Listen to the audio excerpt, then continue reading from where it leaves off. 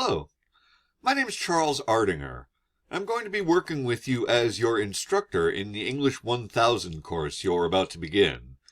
With that in mind, I wanted to make this brief video presentation to introduce myself, to tell you a little about myself, and to tell you a little about some aspects of the class that you'll want to get familiar with as we continue. So to begin, a little about myself. Again, my name is Charles Ardinger. Hello. I've been working here at Coastline since 2013, starting in the Student Success Department and eventually becoming an instructor in the English Department. In the English Department, I consider myself particularly an expert in English grammar. I love talking about English grammar and thinking about English grammar and asking questions and answering questions about English grammar. So if you have any questions of that kind, I hope that you'll feel free to email me and we can have that conversation. I'd very much enjoy that. So that's some about me. You'll learn more about me as we continue, as I will learn more about you through your writing. But now I'd like to show you some aspects of our class that you'll want to get in touch with as we continue. So this is our class's homepage. You can tell because it's got this nifty logo right in the middle of it. And to begin with, I'd like to point out that along the right side here and down the middle here, we can find dates and names of assignments. This is actually a schedule for the class. The dates are the dates on which the assignments are due. So if you at any moment are wondering what you should be doing in class, all you really have to do is take a look at the home page and compare it with today's date. For example, the day I'm talking to you now is January 30th. So as I look at the schedule, I notice that we have a discussion due on February 7th, which is a little way away, but it gives me time to think about it and to know that that's what I should in fact be thinking about, and preparing myself for the assignments that are due on the next day, February 8th. So this helps us with our time management skills, which are, in my opinion, vital for an online class. We don't really meet at a specific time or in a specific place, so we're kind of on our own as far as getting our assignments in on schedule.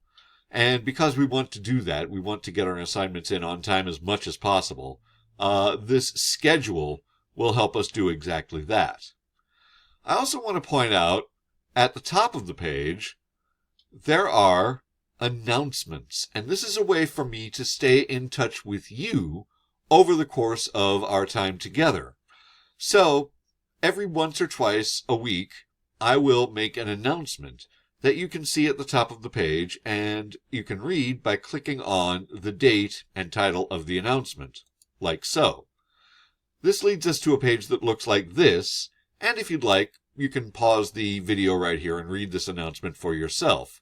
It basically says that I will do this once or twice a week, and I will discuss in these announcements issues I see in class or things that I think of or see in my life that can apply to our work here. Now, I won't be necessarily grading on the material in these announcements, but I think that they will be useful to you in terms of advice.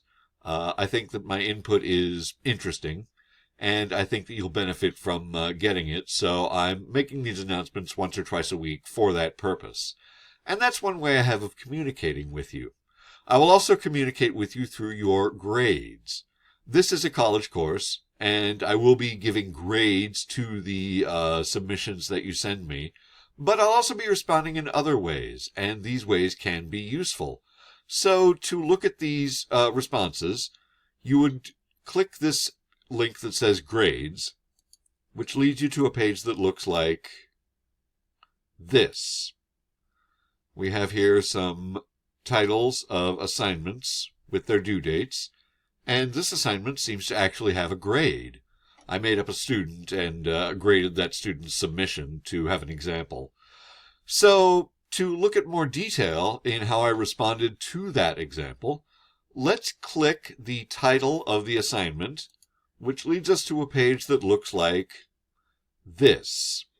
And on this page, you'll notice a comment, a link that says Show Rubric, and a link that says View Feedback.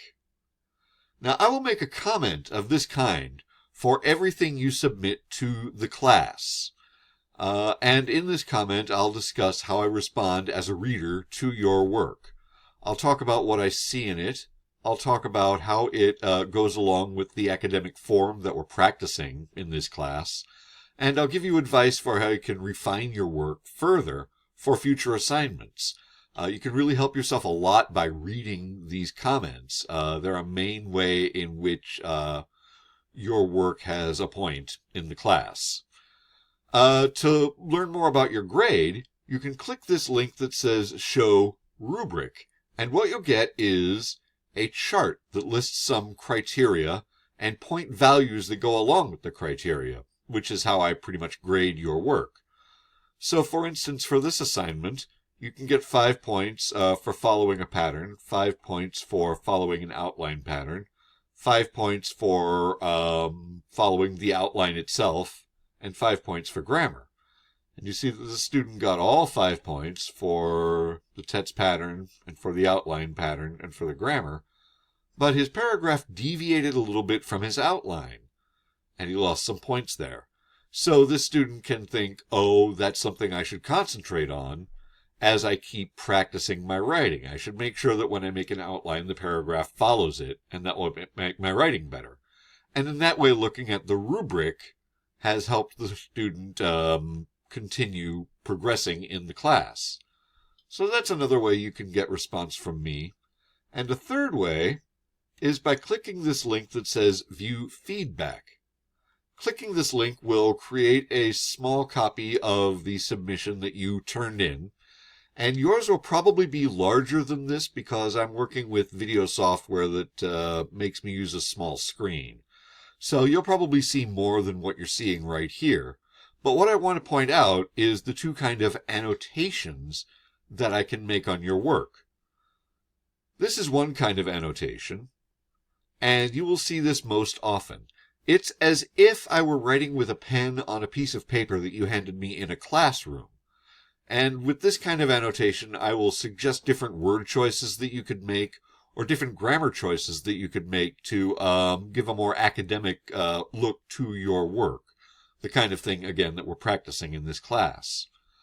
I will also make a highlighted annotation, and this highlighted phrase, as you see, leads to this text box, in which I will make longer, more complicated comments. If there's something I want to say in detail about a sentence or a thought you're having, I'll put it in a highlighted annotation. And again, looking at these can give you more feedback on your work and help you keep refining it as we keep going.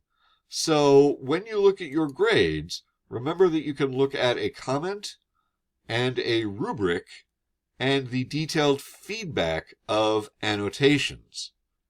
And that's yet another way that I can communicate with you, but it seems a little bit one-sided. And for that reason, I use in my classes an idea called the student visiting meeting, what you might call office hours if I worked in an office. However, I work in my apartment, and apartment hours seems a little weird, so I call them student visiting meetings. The student visiting meetings for this class are on Thursdays between 1830 and 2000 if you like military time, or 6:30 and 8 p.m. Pacific time. I live on the west coast of the United States, so I think in Pacific time. And if you live in another area, then you might want to adjust your mental clock accordingly. You can get to these meetings by following this link, which will take you to what I call my Zoom office. It's basically a recurring meeting that you can join, and I'll be there, and we can have a conversation about whatever you have on your mind. We can talk about what's going on in class. We can discuss questions that you might have about assignments. We can talk about the news if that's what you really want to do. Anything that you would like to discuss, I will be happy to discuss with you. These are non-mandatory, voluntary meetings that you can join at any time, and they do offer extra credit opportunities that you can learn more about by reading your syllabus. And finally, I'd like to point out these optional grammar refresher modules. These are little automated modules that I've created that can focus on various grammar issues that you might see in your work in this class or in other classes. They contain lectures and self-grading quizzes that you can use to brush up on these particular grammar skills. I can make them fairly easily. So if there is a grammar issue that you seem to be having trouble with and you'd like to practice in this way, suggest a topic to me, and perhaps I can make a grammar module that will help you and also other classes as we keep going. And those are the aspects of the class that I think are most interesting as we start. You might find more as we continue, and I look forward to talking with you about those. Finally, I'd like to thank you. I'd like to thank you first for enrolling in the class. Without a student, there's no need for a class. Without a class, there's no need for a teacher, so I would like to thank you sincerely for helping me keep my job. I'd also like to thank you for the questions that you're going to ask as we continue. I don't always know when I'm not making sense, because I've had these thoughts already in my head, but you may find them unfamiliar. So if something I say doesn't seem to make sense, I hope you'll ask questions about it so that I can explain myself further and make the class experience most useful for all of us. And finally, I would like to thank you for your time and attention.